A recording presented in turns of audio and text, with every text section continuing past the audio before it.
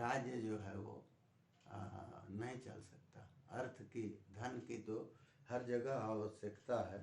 तो वही कह रहे हैं कि चाहे पुत्र हो, भाई हो, पिता हो अथवा मित्र हो, यदि वो अर्थ का विघ्न कर रहा है तो उसको अपना श्रेय चाहने वाले को, अपना श्रेय माने जो अपन ऐश्वर्य की वृद्धि करना चाहता है उसको इन्हें मरवा देना चाहिए। लेकिन ये ध्यान अवश्य में रहेगा कि राजा का अपना कोई ऐश्वर्य नहीं होता, अपना कोई हित नहीं होता, वो प्रजा के हित के लिए ही कार्य करता है। तो अर्थ में बाधा करने वाला प्रजा के हित को बाधित करता है, तो इसलिए राजा का ये कर्तव्य हो जाता है कि वो उसका वध करे। तो उन्होंने तो यहाँ तक कह दिया कि गुरु भी यदि अवलिप्त है, वो सही ढंग से अपना विचार नहीं दे रहा है, तो उसका और कार्य अकार्य का विवेक उसको नहीं है। कार्य अकार्य का विवेक क्या है, किस समय में क्या करना चाहिए और किस समय में क्या नहीं करना चाहिए, इसका विवेक वो नहीं रखता है, तो उसका भी दंड से शासन करना चाहिए। ये उनका उपदेश है। तो देखिए, हम शून्य वेश्म की जो प्रकृति है, उसका शून्य घर का जो स्वभाव है कि वो चाहता है कि इसमें संपत्ति आवे, तो वो कोई नया बनाया हुआ घर ही नहीं है। शून्य वेश्म का मतलब क्या है?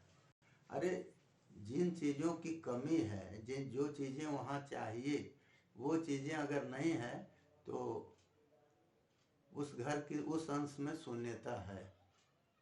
तो इसलिए शून्य घर जो है वो जैसे संपत्ति को चाहता है, क्योंकि संपत्ति से सभी साधन जीवन के प्राप्त हो सकते हैं, तो उसी तरह से राजा को भी चाहिए कि वो अपने राज्य में यह देखता रहे कि किस चीज़ की कमी है और किस चीज़ की कमी आगे आ सकती है, तो उसको जो वर्तमान में कमी है उसको पूरा करने का वो प्रयास करे, और जो आगे संभावित है शून्यता आने वाली, उसको भी वो दूर करने के बारे में अभी से वो सोचे।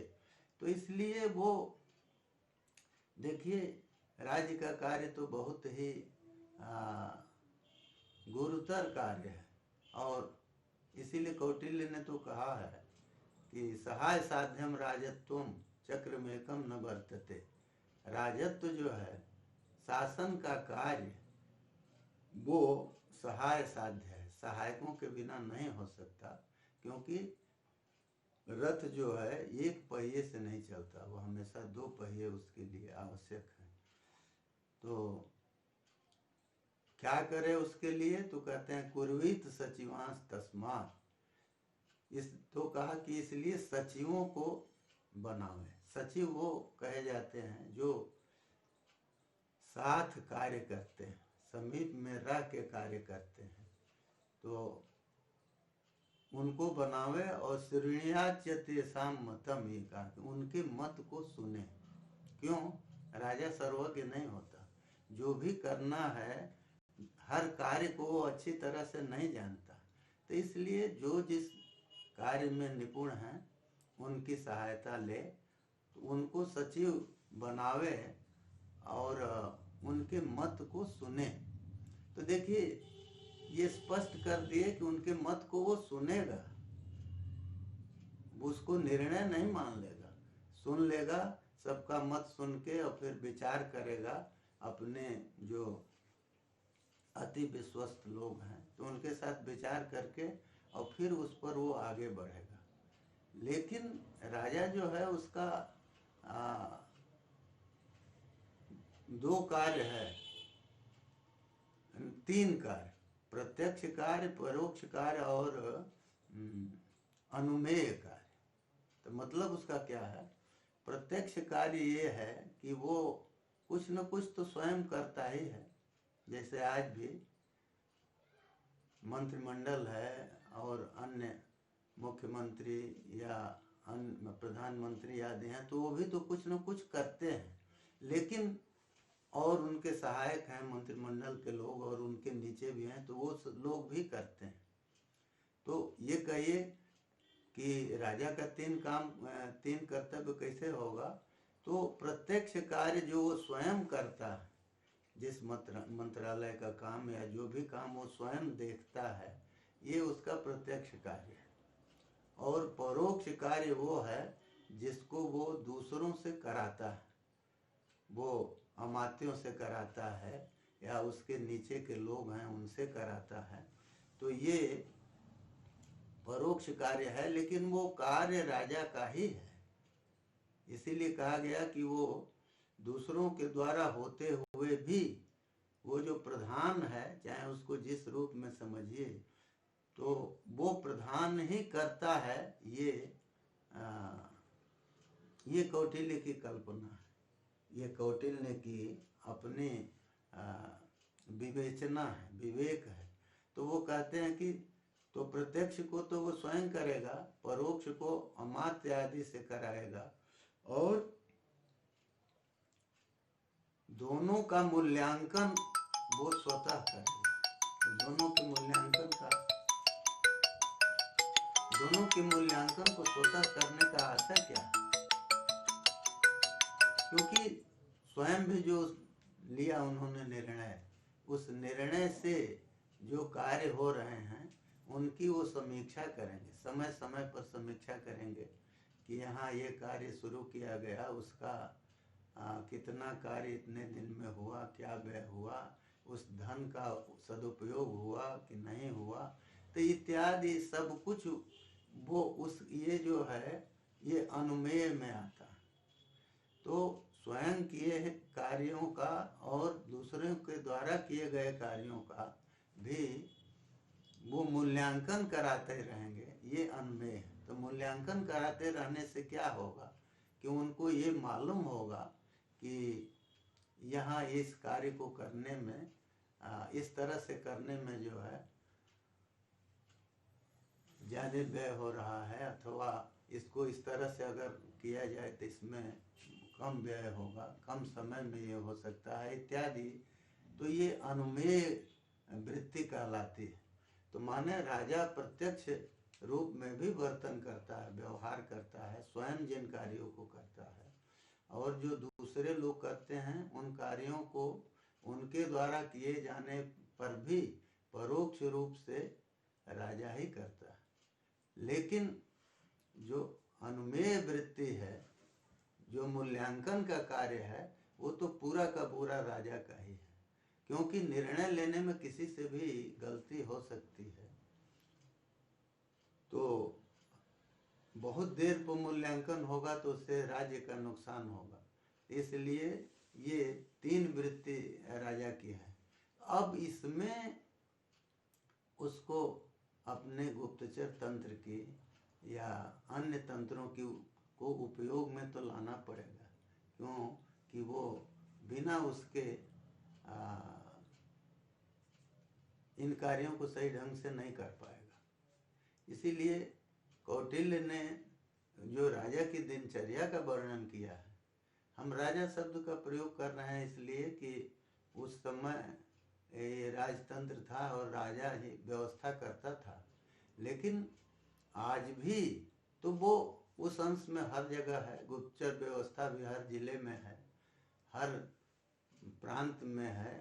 तो जो भी अधिकारी या जो भी अधिकार संपन्न लोग जहाँ भी हैं, वो उनको इन व्यवस्थाओं का उपयोग तो वो कर सकते हैं और उनको करना भी चाहिए।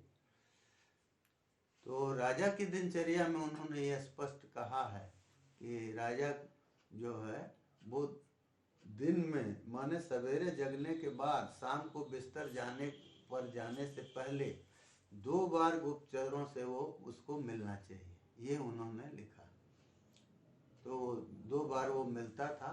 तो सवेरे जो है वो जो कार्य उसको सौंपना है गुप्तचर तंत्र को, उनको वो सौंप देते थे राजा, और शाम को जब मिलते थे तो उनसे उसके बारे में क्या हुआ वो रिपोर्ट उनको मिल जाती थी, उसमें जो प्रगति हुई उसको वो जान जाते थे। लेकिन ये है कि गुप्तचर तंत्र को बड़ा सुदृढ़ करने का उन्होंने प्रयास किया है। ये लिखा है कि गुप्तचर भी एक दूसरे को न जान पावे, इस तरह से राजा को किसी भी गूढ़ चीज का पता करने के लिए प्रयास करना चाहिए।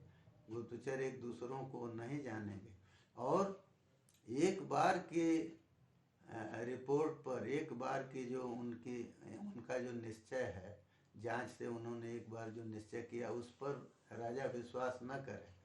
3 स्वतंत्र स्रोतों से जांच करावे और तीनों को जब एकमत हो जाए तब उनको माने, और नहीं तीनों में से एक जांच में भी अगर विपरीत उसके कुछ निश्चय आता है तो उसको वो न स्वीकार करे।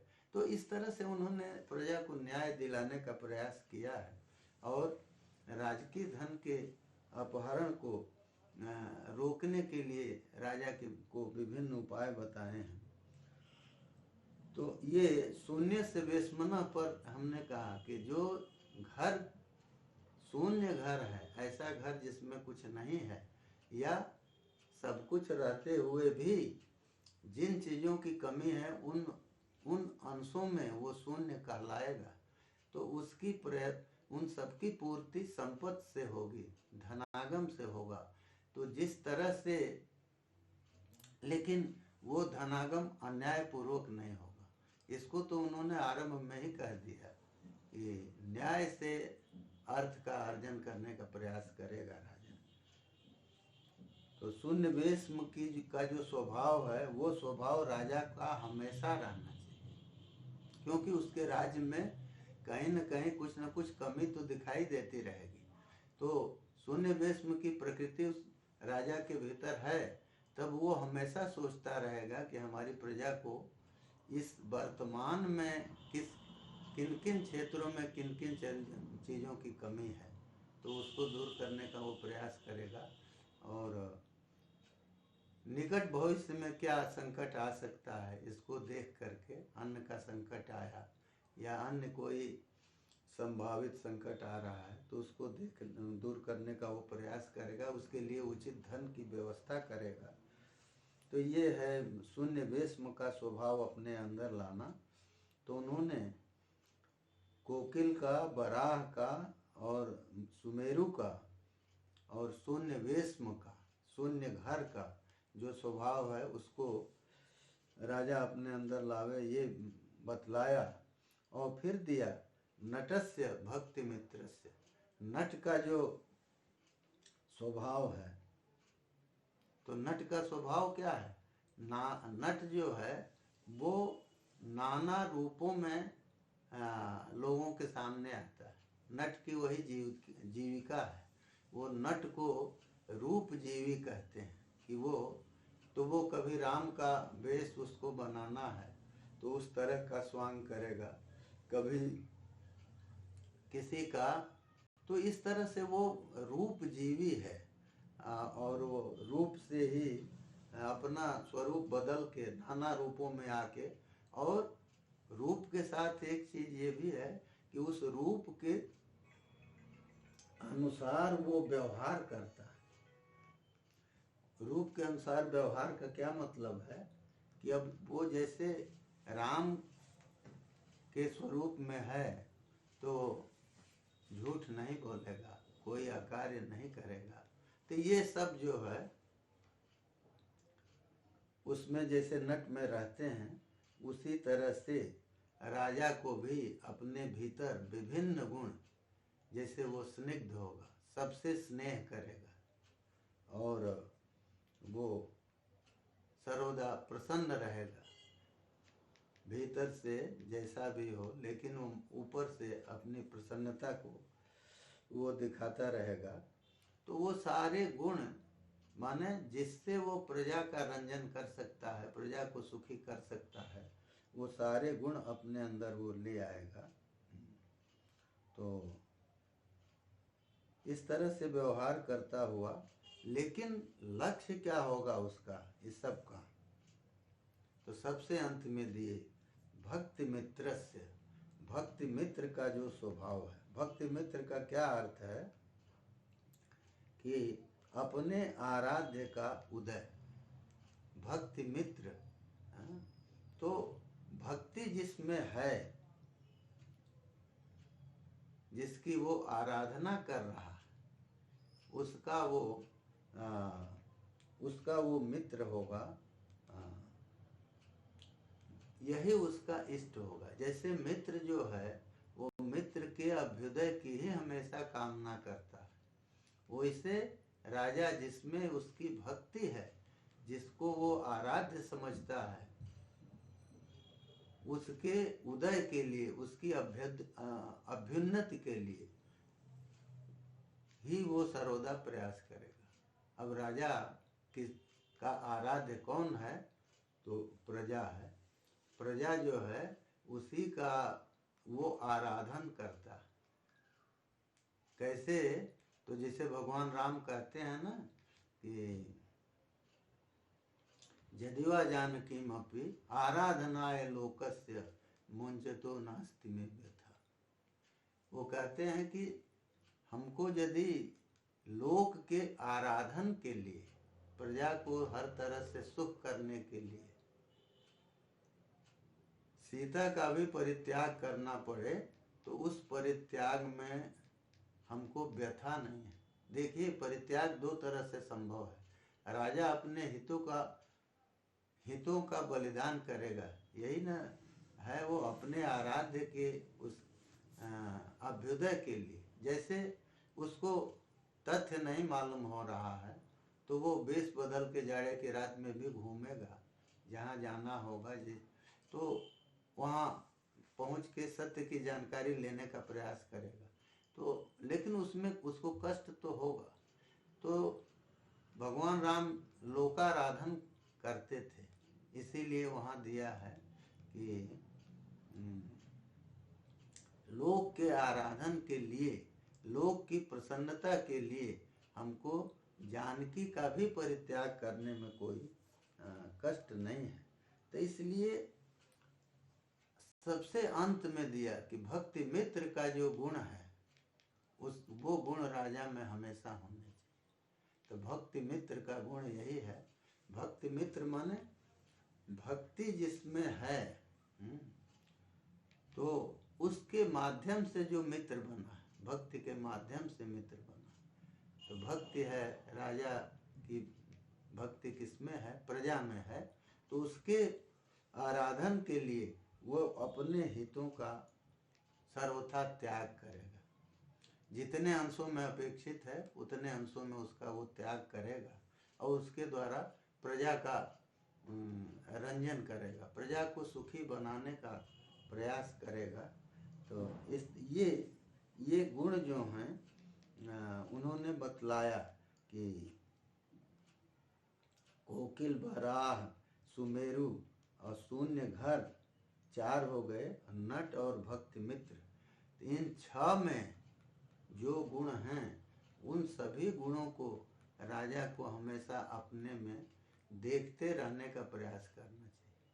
अपने में देखते रहने का प्रयास राजा करेगा, इसका मतलब कि उन गुणों की सर्वदा समीक्षा करता रहेगा कि ये हमारे अंदर रहे।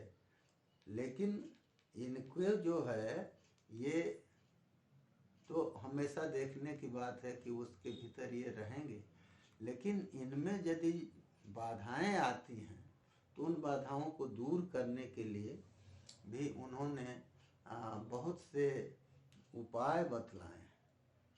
तो उन उपायों में वो बहुत सी चीज़ें कहते हैं। वो कहते हैं कि देखिए, प्रत्युपस्थित कालस्य सुखस्य परिवर्जनम। एक वो कहते हैं कि यदि कोई सुख अभी प्राप्त होने जा रहा है तो उसको छोड़ के हम अनागत सुख की, जो सुख आया नहीं है, उस सुख की आशा करें, तो ये बुद्धिमान का कार्य नहीं है। तो उनका कहने का आशय ये है कि जो सुख उपस्थित है उससे जिस अंश में हो संपृक्त हो करके और फिर अनागत सुख की आप आशा करें, ये तो बुद्धिमानी है। और सुखी रहने वाले को केवल इतना ही नहीं करना, यदि परिस्थिति बस अरे दुश्मन के साथ संधि हुई तो उससे संधि करके और उस पर विश्वास करके हम सुख पूर्वक शयन करते हैं, तो यह उचित नहीं है। उसकी स्थिति क्या होती है? तो कहते हैं कि उसकी स्थिति उस व्यक्ति की तरह है जो वृक्ष के अग्रभाग में माने डाली के किनारे पर सो रहा है, तो उसके जगने का रास्ता क्या है? तो गिरने पर ही जगेगा। और तो जब वो जगेगा तो उसके लिए आश्रय का कोई सहारा नहीं होगा, आश्रय के लिए कोई भी सहारा वहाँ नहीं बचेगा, क्योंकि वो तो नीचे गिर के न जगह है, तब वो डाली उसको थोड़े मिलेगी। तो इसीलिए कह रहे हैं कि दुश्मन के साथ संधि करके और सुख पूर्वक नहीं सोना चाहिए। तो ये जरूर है कि अपने संकट के समय में वो कहते हैं कि अपनी दीनता के अवस्था में, अपनी क्षीणता की अवस्था में, जब उसके साधन अल्प हैं, उसके बाद उसके पास सैन्य बल अथवा धन बल इन सब से वो हीन है, तब तो वो जैसे भी कर्म हो, मृदु कर्म से अथवा दारुण कर्म से, दो विशेषण देते हैं कि मृदु कर्म करके भी उस क्षीणावस्था के पार निकलने का प्रयास करे, और यदि मृदु कर्म से उस क्षीणावस्था से वो पार नहीं होता है, उससे बाहर नहीं निकलता है, तो दारुण कर्म करे। तो दारुण कर्म जो हैं